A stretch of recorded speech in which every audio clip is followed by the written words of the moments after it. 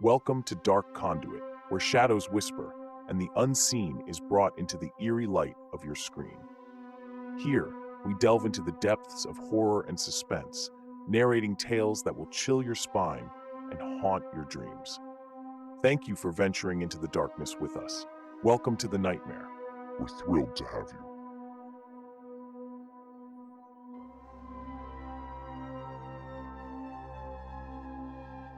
There's a cult behind my grandparents' house. Okay, so recently a lot of weird stuff has been happening at my grandparents' house. To start off with, I stay there a lot. I'm only 15, so when your parents can't get their stuff together, you have to stay somewhere. I'm gonna try and keep this story short because, like I said, this is all recent. Anyway, let's get to what's been happening. It started when me and my sister went fishing at a creek behind their house. Mind you, they live in the middle of nowhere. This is all in New Market, Alabama. So if you want to look this place up, you can, because I'm not lying when I say it's in the middle of nowhere. Back to the story. When me and my sister, who's younger than me, were walking the trail back to my grandparents' house, my sister started acting weird. When I asked her why she was acting so paranoid, she said that she thinks someone was watching us. She pointed behind us to the tree line to, sure enough, see a tall, creepy-looking man in the tree line watching us with his hands on his knees. I am a guy, but even so, this sort of freaked me out a little. It took me back to when my parents would talk about the New Market cult that terrorized them when they were kids. They both lived within a mile of each other at the time. Me and my sister got back to my grandparents' house pretty safe. Sadly, this wasn't the only thing that happened. It only got worse. The next thing I actually got on video. If y'all know how to post snaps on Reddit, please tell me, because the only reason I got this app is to tell this story. I still remember I looked at the clock and it was exactly 3:34 a.m. I was talking to my friends on PlayStation. The room I was in the back of the house, closest to the cult. I was home alone and pretty tired at the time. If anyone lives near me, then you'd know how foggy it was Easter morning. I actually didn't hear the sound at first. I have soundproof headphones, so it was my friends that heard it. They told me to video it, so I walked outside and did. The sound almost sounds like a wounded cow. I would say that it was a cow, but the problem is that first off, the cows aren't allowed out at night, and two, the cows weren't even living there at the time. They take them to a different farm every month so they can eat fresh grass. The scariest thing about it was the noise kept getting closer. So close, in fact, that at one point it was in my grandparents' backyard. It even got as bad as me waking up to scratching noises at roughly 4 a.m. I don't get scared very often, but this was terrifying. Nothing has happened since, but I'll update this if something does. If I figure out how to post that snap too, I will. Around that time, everything got real quiet. The birds, frogs, crickets, and even the animals stopped making noise. I remember how me and Greg stopped talking and looked at each other. I could tell he was scared but tried to hold it. It was like fear was just there, like our instincts told us to run away. We were looking at each other when we heard a snap in the woods. We spun our heads to see a tall man with a deer skull over his face. The world slowed down and my mind raced 1,000 thoughts per minute. The man was right beside us and had one hand on a little tree, pulling himself around to see us clearly. A scream jolted us from our trance of fear, and we ran for the hills.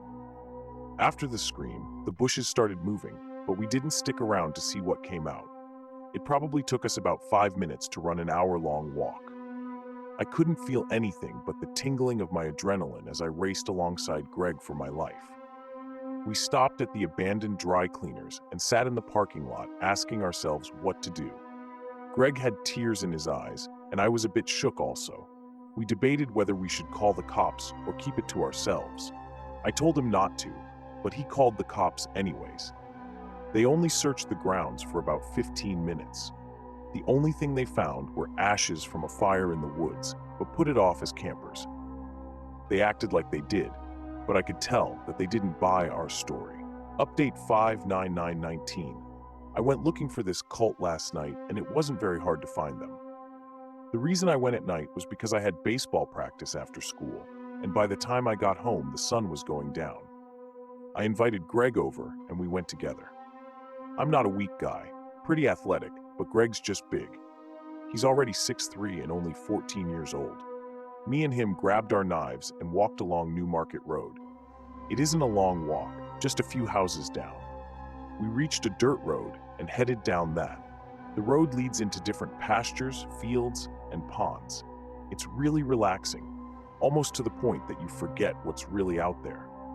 It's a long walk down a steep hill that leads to a flat pasture. The dirt road then leads along a creek that connects to the Flint River. We walked along this creek for about an hour and didn't see anything. The only thing that kept us from leaving was the sinking feeling of being watched. It may have been my paranoia, but I swore someone was watching us ever since we stepped on that dirt road. Everything was pretty chill until we reached this tree line. This tree line was really thick and almost impossible to walk through if you wanted to, due to all of the thorn bushes. I remembered a story that my mom told me when I was little about how she went to pick a rose from a thorn bush. She was 7 then. A man jumped out of that thorn bush and chased her back home. No one believed her when she told her parents. I wondered if that same bush was in front of me. Greg went back to his house, and I went back to mine. That was yesterday. Tonight, I'm home alone and really not looking forward to it. If this cult comes for me, I've got a shotgun waiting for them. I know this sounds bad, but if they break in or threaten me in any way, I'll probably shoot them. Sorry it took me so long to update this. The reason I pasted the original story without the updated part is because I had classes and stuff. If you want to see this Snapchat video, it's on my profile now. If anyone has a similar experience, or maybe even has information on the New Market cult, then please tell me. Oh, and I don't know if everyone calls it the New Market cult. My family calls them that. So that's what I've stuck to. If I don't respond, then the worst has happened. But don't worry about me. I like a good adventure. Update. I feel kind of sick right now. I was replying to your comments when my mom called me. I answered, of course, because I'm home alone, like most nights, and I wonder why she's calling me. I mean, my mom doesn't even know how to show up at my baseball games or take care of me. Why would she call? I mean, she took care of me at one point, but Dad made her snap one day. But that's besides the point.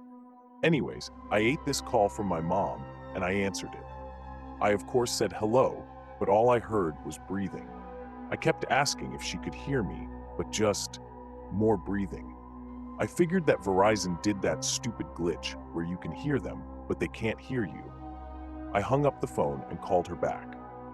For once, she picked up the phone and asked, "What's up?" I asked her why she had called me, but she said she hadn't. I figured she pulled a prank on me and hung up. Not too long ago, she pulled into the driveway and said that I had a package. It had my name on it. She drove off and I ripped the package open and threw the cardboard box into the burn pile. I unraveled the bubble wrap to find another box, a wooden one. This box was a long, skinny box, and when I saw it, it automatically gave me the creeps. I hesitantly opened it to find a bunch of hay. Under the hay was a long-ass, scary-looking knife. I don't know if someone pulled a prank on me, but if so, it's not funny because the knife's rusted and not normal-looking. It's got a snake handle, and the blade is swirly. I'll take a picture of it and post it on my profile. If anyone has seen this knife before, please tell me and be honest. And no, I didn't touch the knife with my hands. I have gloves. Update 5/10/19. Last night, nothing happened, thank God, except for that weird package I got in the mail. The only thing other than that set me off were the footprints circling the house. They stopped at every window. The prints seemed to turn towards whatever window they were in front of. Yesterday, it rained really bad, so it was pretty muddy. I've just got done with my work in class, and I'm wondering if any of these kids, or even my teachers, are a part of the cult that's been stalking me. It would make sense, because whoever it is that runs this cult knows where I live, my mom's number, and my first and last name. Update. First, I'm going to state that we're talking about moving, like fast. Maybe within a month or something, but there's no telling. The reason for that is because it's getting bad. Okay, I wasn't home alone this time because I told my mom about everything that had happened. When my grandparents had to leave to help out with the food drive again, she actually stayed with me. She wasn't herself, though. She was really quiet and paranoid. She would stop to look out the blinds every few seconds and always had a straight face. She freaked me out more than the fact that a cult was behind the house. She didn't say anything, and honestly, I didn't either, because she freaked me out. It wasn't until I asked her what was wrong that she said something. She told me that when she was a kid, the same thing happened. People would show up in the middle of the night and watch her through her window. Every time she told her parents, they would get death threats in the form of letters and weird objects. The letters had personal information that could only be known about through stalking in them. I was really surprised by this, but didn't get a chance to speak because this song started playing outside. I knew the song. It's called Day of Chaos. I used to listen to it whenever I would take out the trash at night to make things more exciting. The song was getting closer, and it wasn't the type of song you wanted to hear at night. My mom jumped up and grabbed the shotgun, and I grabbed my baseball bat. I would record it, but my phone was on the back porch, and there was no way I was about to go out there. We shut the lights off and sat in the kitchen looking at each other. To be honest, it was the scariest experience of my life. My heart dropped because I heard a creaking noise in the garage that's connected to our kitchen. The music followed with it until it was at the door, which separated us from the garage. My mom pointed the gun at the door and leaned her back against the wall. Her face was straight and determined. I'm sure mine wasn't. This silence went on for about a good solid hour. Neither of us moved, and I could see the gun in my mom's hands start shaking. She kept glancing at the window above the sink. I did too, but most of the time my eyes were on the door. All of a sudden, I felt the world stop, or at least I thought I did. The music stopped playing, and my fear dropped a little bit. My mind wasn't as clogged up anymore without the music, and I started thinking. My stupid self then remembered about the backroom window. It was open. I screamed to get out of the house, and my mom didn't hesitate to jump up and book it for the door. It was all kind of a blur at that point, because I swiftly swung open the door and dove through the car window. It wasn't as cool as it sounds, because it hurt, but it might have saved me. My mom swung around the other side of the car and got into the driver's seat, slamming the door. We tore out of the driveway, but of course, I had to look at the house on my way out. I know this next part may sound made up, but I swear it's true. I looked at the house and saw the tall man with the deer skull on his face standing on the fucking roof. A shorter man with a hood over his face pulled another hooded man out of the fucking chimney. It was the most bizarre thing I've ever seen, and no one will ever believe me and Mom. I also saw another hooded man peering at us through the back door window. In the house, I saw all of this in a blur, so there could have been more, but I didn't care. We're still driving now, and I don't know where we are going, but we're going somewhere. Somewhere safe. I hope this is the end of my story. If I make another update, it's probably not going to be pretty. If anyone wants to check this out, feel free, I don't care. Just leave me out of it. Private message me if you're willing to look for them. I offered to call the cops, but my mom said that she tried that when she was a kid. They always come back for you if you call the cops, and the cops might even be in on it.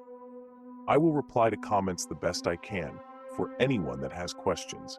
Just don't ask me to go back there, because I'm not doing it.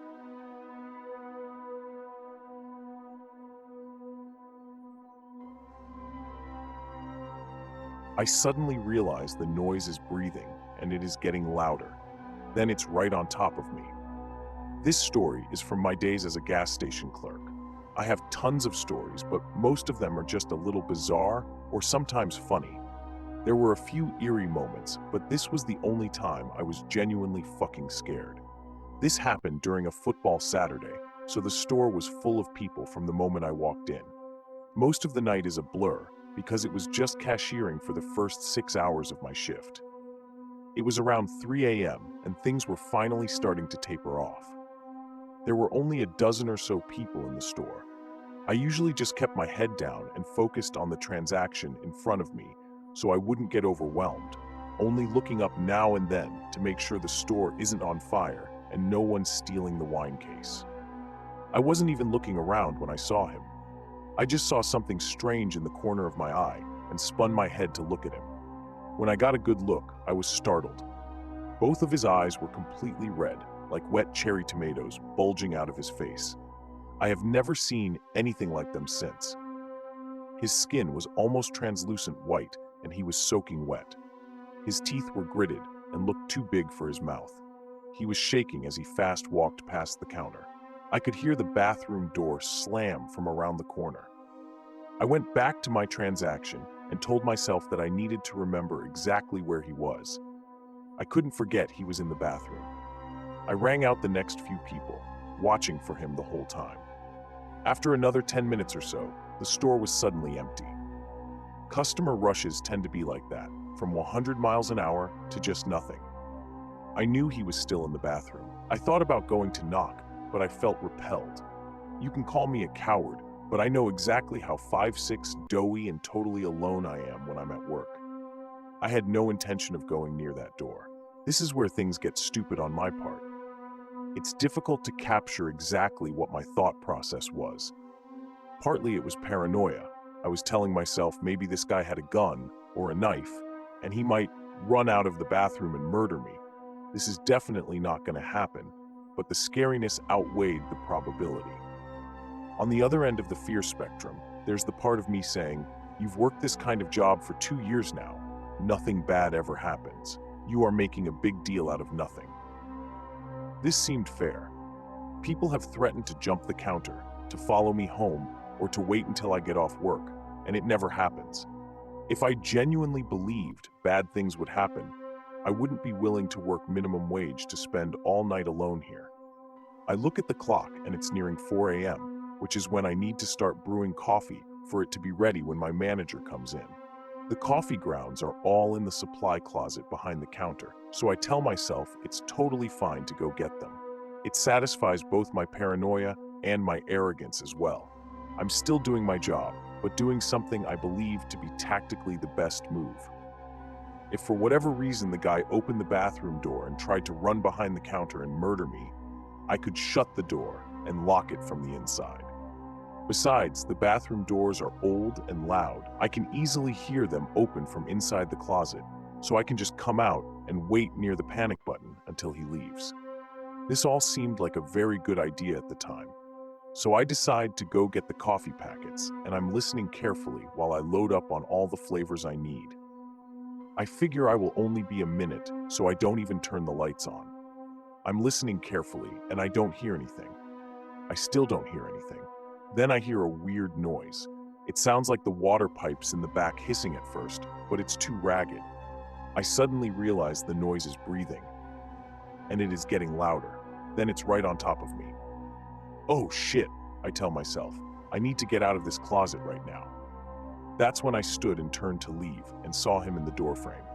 In that moment, I remember thinking to myself, "Oh my God, I am so stupid. I am going to die, and it will be all my fault." Later, when my manager reviewed the footage, she saw him leave the bathroom by slowly pushing the door open. Without making a sound, he had wandered behind the counter and peeked into her office, stepping in far enough to trigger the automatic light. After that, he had wandered behind the food service counter before making his way to the open supply closet door. The next thing she saw on camera was me flipping the fuck out. I stepped backwards, my body shaking so hard my knees almost buckled. I remember my potential last words, bellowed in a trembly Count Chocula voice. I had shouted, "Jesus fucking Christ." At this point, I think he realized how absolutely horrifying this entire scenario was to me. He put up his hands and started apologizing awkwardly. He was really twitchy, still gritting his teeth, and his eyes were still bright red. I basically went on autopilot for a moment and said I wouldn't talk to him until he got out from behind the counter area. He walked backwards until he was barely on the other side of the employee's only entrance, standing next to the soda machine. He began asking for an iPhone charger, telling me he was lost. He said he had no money and just needed to charge his phone here until he could call for help. I told him I don't have an iPhone charger and I couldn't help him. He sighed and looked down for a moment, seeming to think about what to do. Then he flipped his head back and screamed as loud as he could. "Fuck! Fuck! Fuck! Fuck!" He screamed and punched the soda machine hard. I backed up and ran around the counter, up to where the panic button was under the register. I watched him as he walked around the store, punching the walls and kicking the counters and screaming. I heard myself shouting over and over, "Get the fuck out of here. Get out right now, or I'm calling 911. Get out of here right fucking now." After a second, he stopped and turned around to look at me. He quietly apologized before wandering out of the store and running off into the dark. At this point, I was shaking, but tried to pick up and keep working. I started brewing the coffee, checking the windows to see if he was out in the parking lot, but I couldn't see him. After another few minutes, a regular came in and told me a strange man had come up to him, asking for a ride. He said the guy was soaked and his eyes were bright red. That's when I decided to call the police. They found him in the parking lot next door, screaming and punching the moving trucks. They took him to sober up and calm down. They informed me that he was very sorry for losing his cool. He was just very drunk and very lost. He had come from out of state for the game and got separated from his friends. Another regular assured me I was an idiot for going into a small room with one exit, nowhere near a panic button, when I thought there might be a dangerous person in the store. I totally deserved that. In the end, nothing bad happened, but it made me realize that something easily could have. To Mr. Red Eyes, I'm really sorry you had such a shitty night, and hopefully you got home without issue. Thank you for making me realize I'm not as safe as I think. Anyone could have come into the supply closet that night, so I guess I'm glad it was you, no matter how much you fucking scared me. As our journey through the shadows comes to a close, we want to extend a heartfelt thank you for watching. Your presence illuminates the darkest corners of our tales, and it's you, our brave viewers, who make Dark Conduit truly alive.